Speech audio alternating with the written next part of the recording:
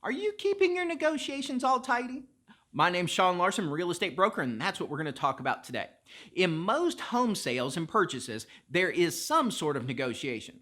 Now, I know some people are going to say in our market, it is so white hot, there are no negotiations. Supply is low, demand is high. You want the home, you just buy it at list price and you don't get to inspect it. And there are markets that get that way. White hot markets happen now and again. But for today's conversation, we're going to talk about a more balanced market, a market that includes some negotiations. So in a traditional home sale or home purchase, you are probably going to experience a couple levels of negotiations. First one is going to be when you submit an offer on a home. There's going to be some talk about list price, the different terms of it. You're trying to come together and at least get a contract in place, because until that time, it's just offers and counter offers. You're trying to get a contract in place. So you go through those negotiations. The second round may occur if there's a home inspection involved. Home inspector goes in, finds some things, buyer wants them fixed, seller may do it. They may offer some concessions or something like that. But there's another level of negotiations right there. So, how do you keep your negotiations tidy, and why is that so important?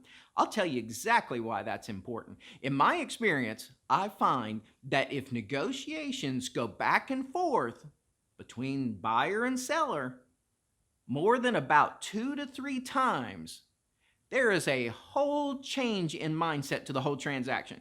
And if there are agents watching this, I think they are probably shaking their head in total agreement right now. Up until about the 2 to 3 point, you're usually pretty good. Everybody thinks there's some progress going on. They might not love the progress, but at least it seems like progress. So 2 to 3 back and forths, somebody counter offers, they counter offer back and you go back and forth.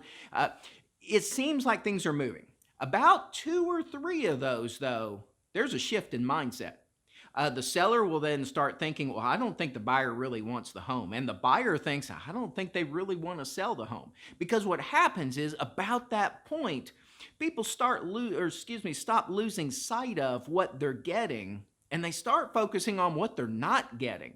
So you see, the more those start adding up, it seems like the more we're not getting. The seller's like, well, we're not getting our price. Now they want this. The buyer's now looking at it like, look, they're not willing to repair this. They're not coming down on price.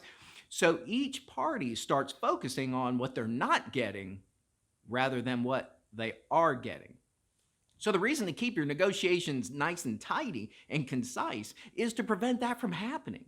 You want there to be a positive experience. Both buyer and seller, they're after the same goal. They want the property sold. One of them wants to sell it and one wants to buy it. They just have to agree on those terms. Same with inspection. They still want to get the property sold and to the closing table. They just have to agree on the inspection terms of what's going to happen, or are there going to be concessions, or whatever the solution to that is. But you got to keep it tidy.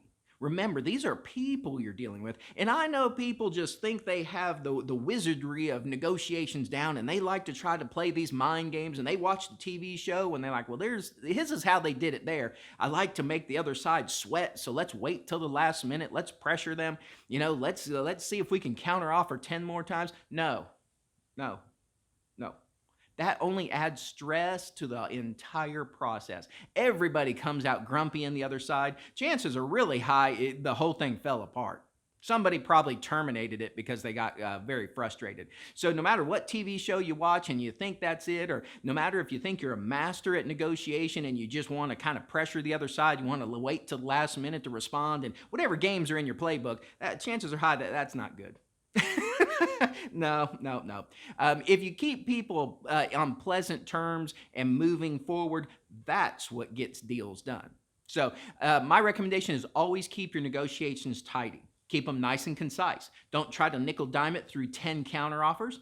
Keep it nice and organized. Keep everybody in a pleasant mood. I know buyer and seller on the opposite sides of the coin. I'm in the industry, but that doesn't mean you can't have a positive attitude and keep things moving forward so everybody has a pleasant experience. And that's my recommendation to you.